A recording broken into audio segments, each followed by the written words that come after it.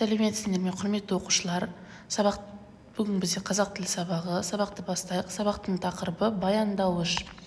Бүгінгі осы сабақта қол жеткізілетін оқу мақсаттарын бір шолып шығайық. Ең бірінші бізде мәтін мазмұны бойынша пікір білдіруге бағытталған сұрақтар құрастыру және жауап беру.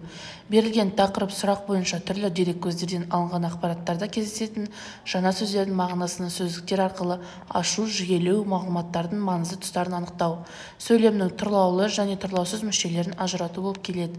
Сабақ мақсаттары: барлық оқушылар тұрлаулы мүше баяндауыш жайлы түсінік алады, топта жұмыс жасайды, мәтіннен баяндауышты табады, сұрақты дұрыс қояды, өз ойын еркін жеткізеді, және кейбір оқушылар мәтінді талдайды, тапсырмалар арқылы өздігінен ой қосады, бастауыш пен баяндауышты ажыратады. Қазір бізде үй жұмысын тексеру барысында 7-ші жаттығумен жұмыс жасаймыз, және де ережелер. Маған жекеме 7-ші жаттығудың орындалған фотосын жібересіздер. Әрі қарай, қазір бізде бүгін 8-ші желтоқсан сынып жұмысы, баяндауыш сабақтың тақырыбы. Баяндауыштың ісін, қимылын, бастауыштың ісін, қимылын білдіретін сөздерді баяндауыш деп атайды. Баяндауышқа не істеді, не қылды, қайтты деген сұрақтар қойылады. Мысалы, Дана оқыды, найзағай жарқылдады, Асан оқып отыр. Дана не істеді? Дана оқыды. Найзағай жарқылдады. Найзағай бастауыш. Не істеді? Жарқылдады баяндауыш. Асан оқып отыр. Асан не істеп отыр? Асан оқып отыр. Оқып отыр бізде баяндауыш болып келеді. Әрі қарай осы ережеге сәйкес біраз тапсырма орындайық.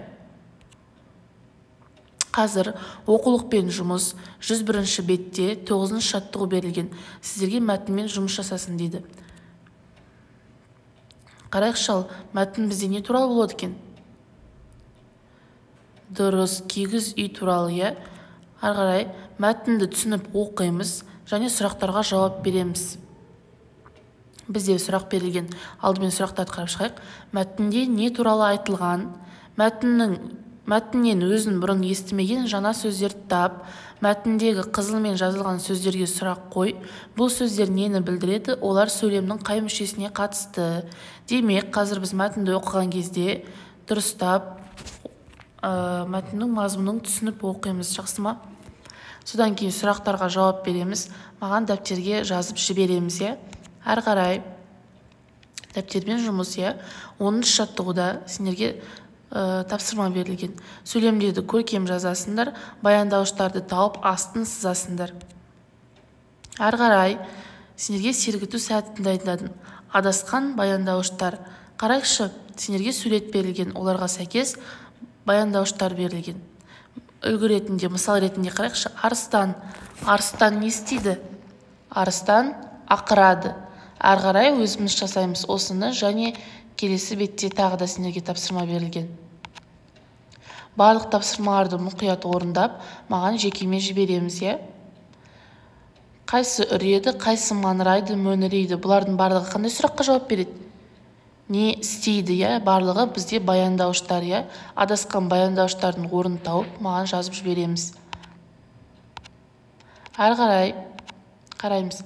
Сендерге тапсырма берілген. Кітапта 11-ші жаттығу берілген. Сөз ойла, тез ойла ойын қылдырып ойнайық. Сіздерге үлгі ретінде берілген. Қараймыз. Құстар не істейді? Ән салады, ұшады, тамақтанады, азық іздейді, еңбектенеді. Бұл сендерге үлгі ретінде берілген. Енді сендер қазір оқушы су сөздеріне осындай мысалдарды жазып шығу керексіңдер. Оқушы не істейді? Су не істейді? Сол сұрақтарға жауап жазамыз.